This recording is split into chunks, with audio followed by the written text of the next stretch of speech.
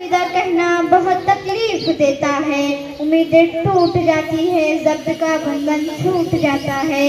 दिखाई कुछ नहीं देता, सुझाई कुछ नहीं देता, मुसाफिर चलते ही रहता है, मंजिल का शौक रुकने नहीं देता।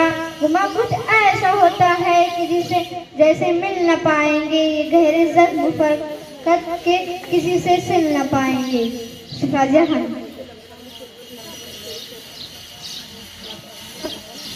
बता रहा है चेहरों पर ज़र्फ़ का आलम, बता रहा है चेहरों पर ज़र्फ़ का आलम, दिलों में दर्द का एक दरिया रुका हुआ है।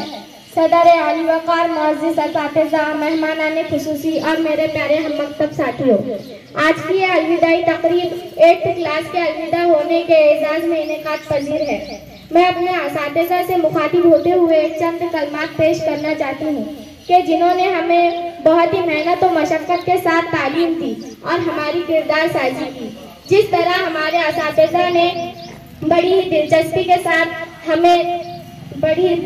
के साथ अपने मज़मून को मुकम्मल किया और हमारे जहनों में उतार दिया, ये बात बड़ी ही काबिल तारीफ है और हम सब इनके लिए शुक्रगुजार हैं।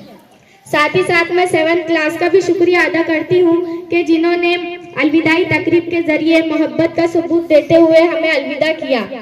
और आखिर में अल्लाह ताला से दुआ गो हूँ कि अल्लाह ताला हमारे तमाम असातिज़ा को ज़्यादा से ज़्यादा बुलंदियों से नवाजे। और इस इदारे के लिए भी दुआ करती हूँ कि अल्लाह ताला इस इदारे को दिन दुगनी और रात चौगनी तरक्की नसीब करे। आखिर में मैं इस शेर के साथ आप सभी से अलविदा लेती हूँ। ना रोको मुझे ना आवाज़ दो मुझको, ना रोको मुझे ना आवाज़ दो मुझको, बड़ी मुश्किल से सीखा है मैंने अलविदा कहना। अस्सलाम वालेकुम।